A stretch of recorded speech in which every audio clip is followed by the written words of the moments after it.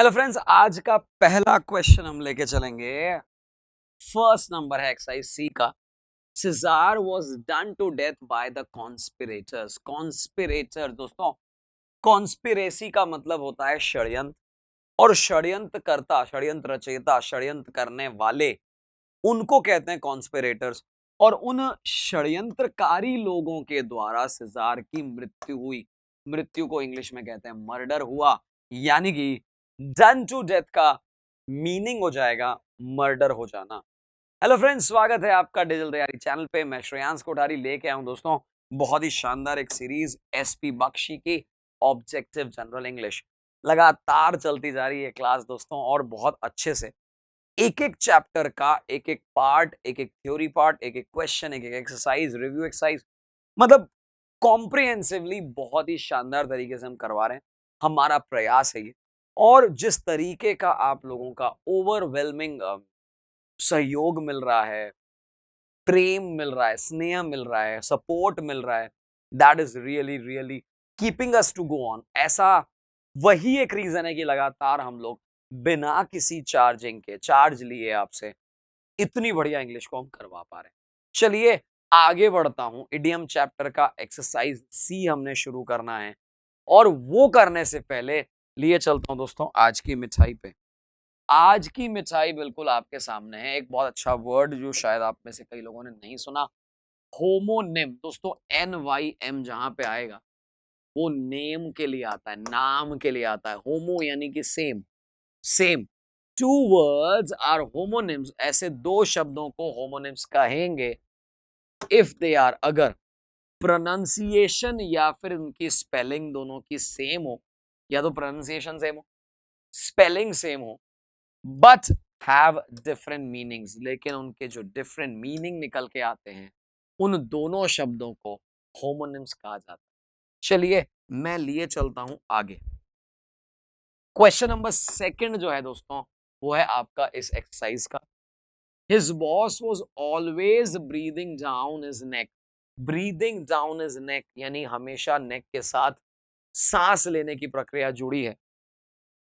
सो हम ये कहना चाह रहे हैं, watching all his actions closely, बहुत क्लोजली उसको ध्यान रख रहा था, देख रहा था, चीजों को समझ रहा था। ब्रीदिंग डाउन हिज नेक मतलब एक एक चीज जो वो कर रहा है उसको क्लोजली वॉच कर रहा था। थर्ड नंबर है दोस्तों, he is not worth his salt. वो तो बिल्कुल ही वैल्यू नहीं है, मतलब नमक की भी वैल्यू नहीं है उसकी, ये कहना चाह रहा है। If he fails at this juncture, अगर वो इस जंक्चर पर आकर, इस स्थिति में आकर, इस सर्कमस्टेंसेस पे आकर, जिंदगी के ऐसे मोड़ पर आकर अगर वो फेल हो जाता है, वह ये काम कंप्लीट नहीं कर पाता है, तो भैया वो कुछ काम का ही नहीं है, वर्थलेस है, नॉट वर्थ इज सॉल्ट, वो तो काम का ही नहीं है साहब। आगे बढ़ते हैं दोस्तों क्वेश्चन नंबर 4 की तरफ। After having finish the last project, last project के खत्म होने के बाद, जब वो लास्ट प्रोजेक्ट ही खत्म हो गया तो क्या होगा?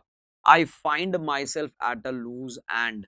लूज एंड का मतलब होता है भैया कुछ काम ही नहीं करने को, खाली बैठे हैं, ठाले बैठे हैं, यानी कि फ्री ऑफ ट्रबल्स नहीं, विद नथिंग टू डू, कुछ भी करने को नहीं है, ठाले बैठे हैं भैया, कुछ काम दे दो।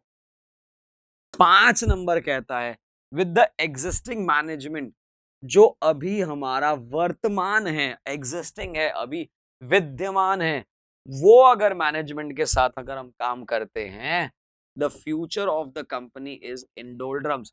इस कंपनी का जो फ्यूचर है, इस कंपनी का जो भविष्य है, डोलड्रम्स में है। क्या मतलब है डोलड्रम्स का? डोलड्रम्स का मतलब है अनसर्टेन है, निश्चितता नहीं है, क्या भी हो सकता है, अनसर्टेन है, यानी इन डोलड्रम्स है। चलिए और आगे लिए चलता हूं मैं। आप क्वेश्चन नंबर 6 देखते हैं मेरे भाई।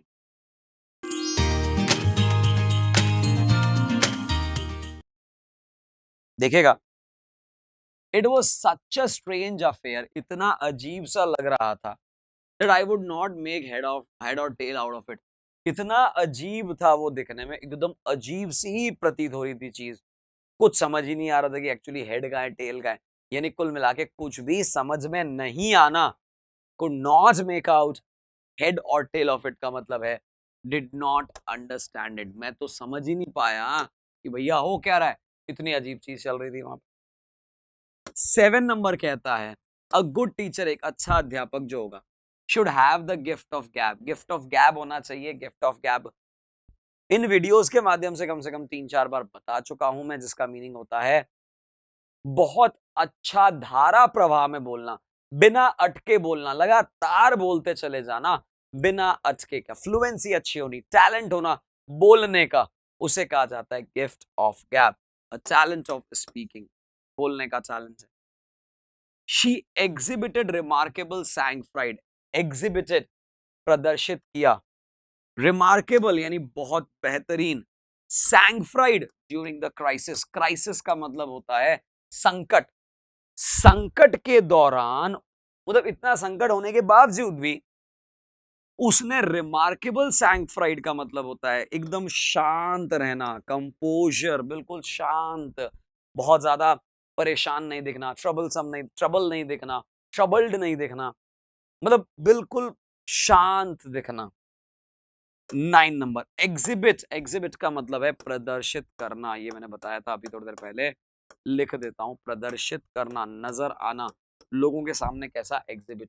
एग्जिबिशन लगता है ना वहां प्रदर्शनी, तो कहते हैं उसे।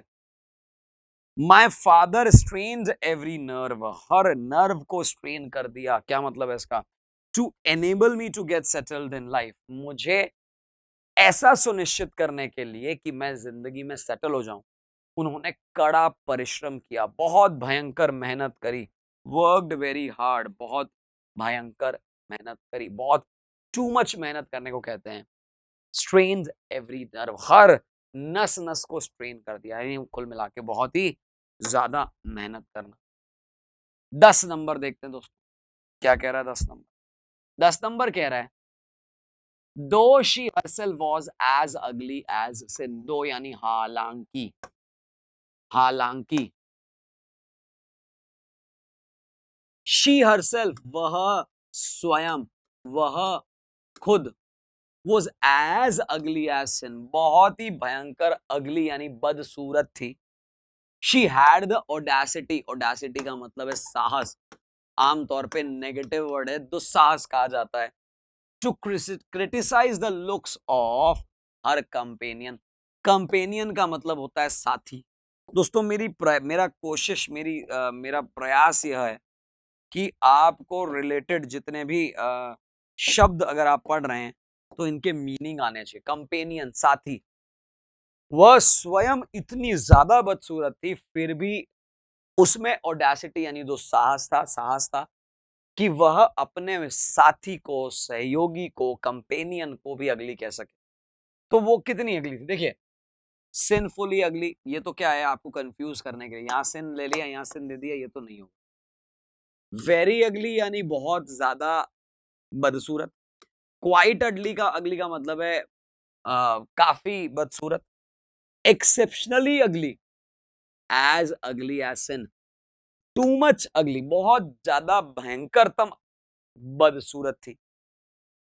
क्वेश्चन नंबर 11 देखिए तो, he bids fair to be an excellent cricketer, अभी से ऐसा लगने लग रहा है, बिड्स फेयर है मतलब वो उसी के लिए बना है, एक एक्सीलेंट क्रिकेटर बनने के उसमें भाव नजर आते हैं। सीम्स लाइकली, ऐसा प्रतीत होता है कि भैया वो एक गुड एक्सीलेंट क्रिकेटर बनेगा। आज का आखिरी 12 नंबर देखिए दोस्तों, he does not like to be friendly with Sarla, उसे तो सरला से दोस्ताना रखना, दोस्ती करना पसंद ही नहीं है।